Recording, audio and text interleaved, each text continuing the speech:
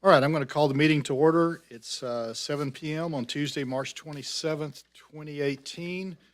Friendswood-Zoning Board of Adjustment meetings in order. Let's see. First, we have introduction of newly appointed regular board members, which no one gave me a list, so I'm sitting here not knowing the name. So who would like to introduce the new board members? I'll introduce them. Glenn Mintz and Mike Zarowitz were previously alternate members, and they've, I guess, been promoted. They're now regular members. And then we have two new alternate members, Mr. Michael Fernandez and Jason Byers, and they're here with us as well. Thank you, guys. Appreciate you coming out. You got the worst job. You come up here and then don't get to do anything.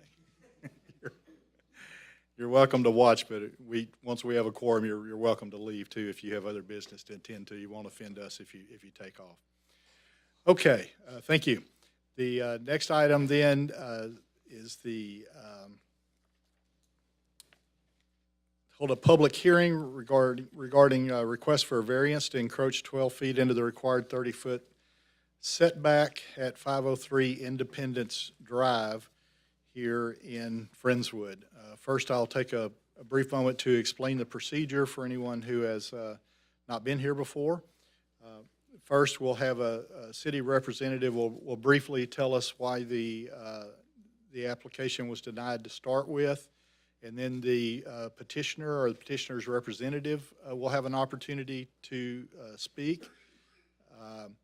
After that, we will take public comments from neighbors or any members of the public who's here who want to either speak for or against the application.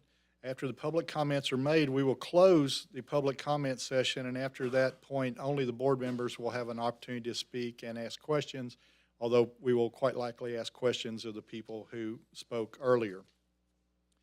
By Texas law, a supermajority is required to approve the application. That means you need 4 out of the 5 votes, not just 3, in order for your application to be approved.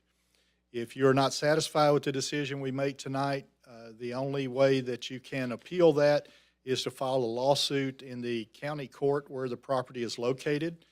There's a short time deadline and some other technicalities involved in that, so I'd strongly advise you to consult a lawyer if you are thinking about doing that. Our meetings are all recorded. The city keeps records of the meeting, so for that purpose, we will ask you to come to the microphone up here when you speak so the recording equipment can pick up your voice. If you are speaking before us tonight, you will be testifying just like you would in a court of law, so we will also be swearing in witnesses. So if there's anyone who intends to speak tonight, would you please stand and raise your right hand? And do you guys swear or affirm that you'll tell the truth and the whole truth and nothing but the truth in any testimony you give to the board tonight? Thank you. You may be seated.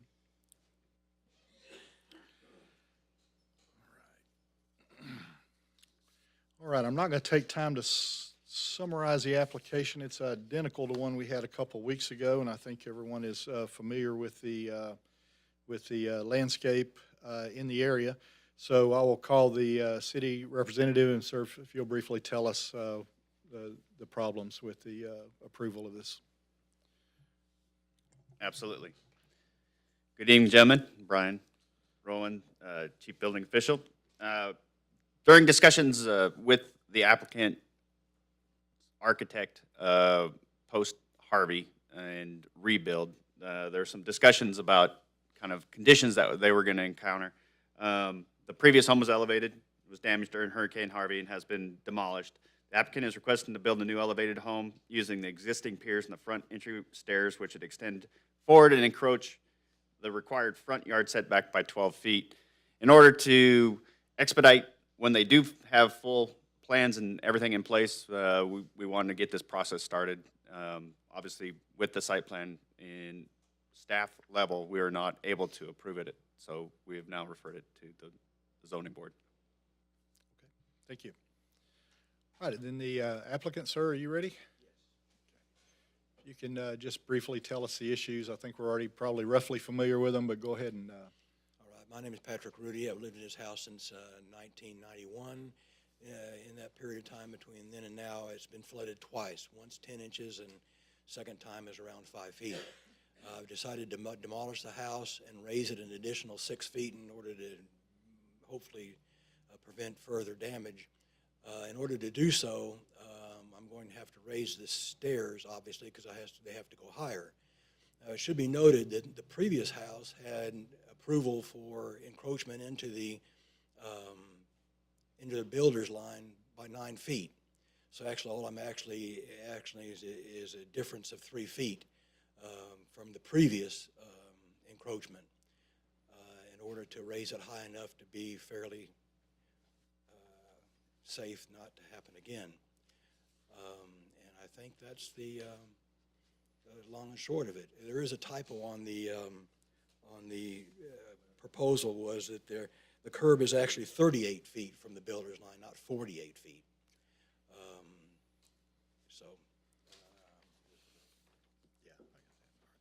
And that's all. all right, sir. Thank you. Thank you, Mr. Rudy.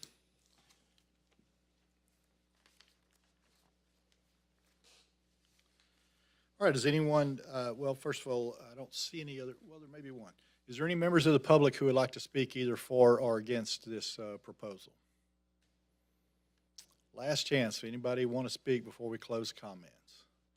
All right, I'm going to close the public comments at this time then, and we'll have deliberations among the board. Are there any board members who have questions or comments? Just for clarification, there's referring here to the 30-foot builder's line, but we're only enforcing our 25-foot city requirement, aren't we? No, sir. On this one, we are going by the plat, which is the 30-foot. Oh, okay, thank you. And I think we have the drawing here, but again, similar to the one we looked at, the only encroachment is the entry, the stairs themselves, basically.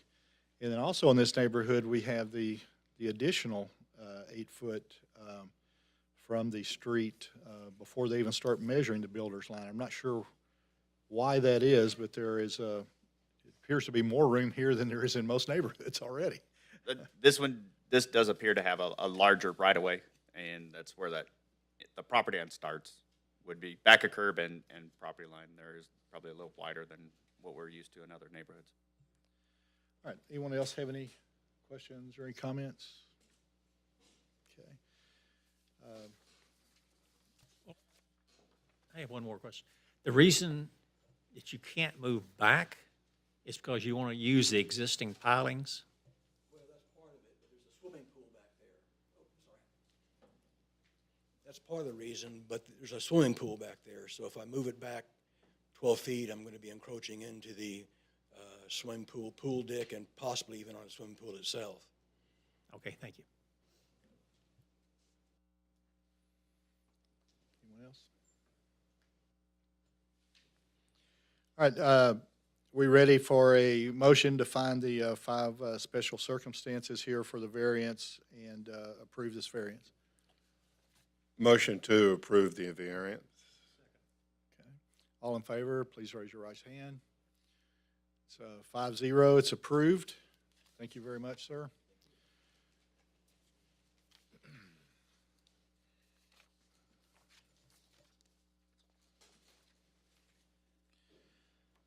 All right, our next agenda item is consideration and action regarding the approval of the minutes from the February 27th meeting.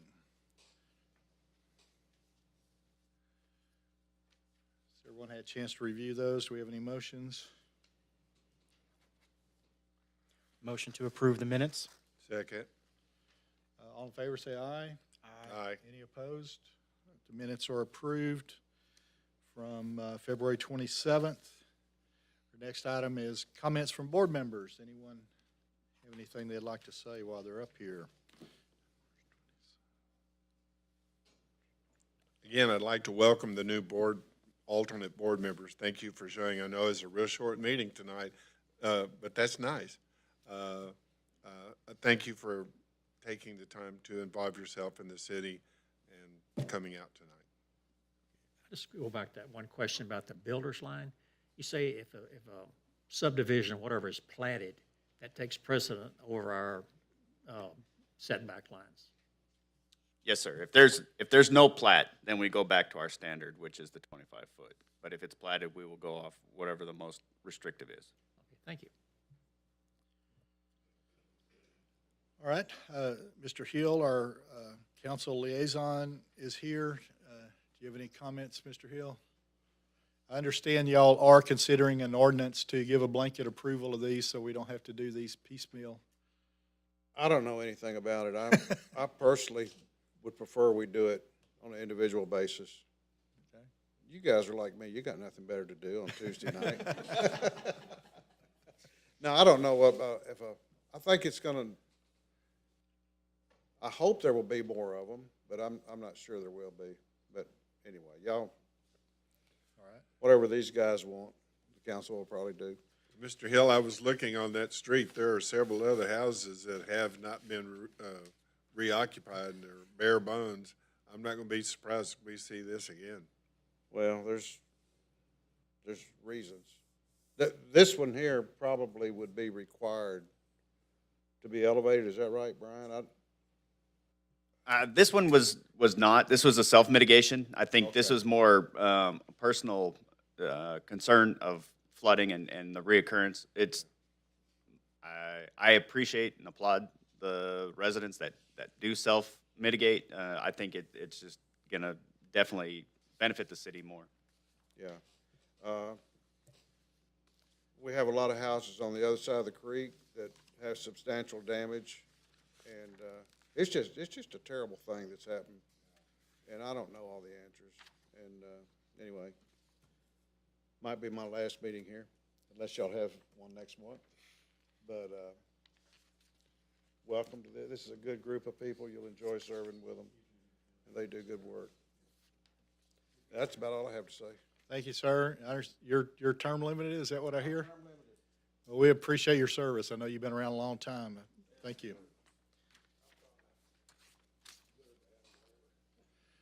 All right, is there any other staff or council comments that they want to make publicly?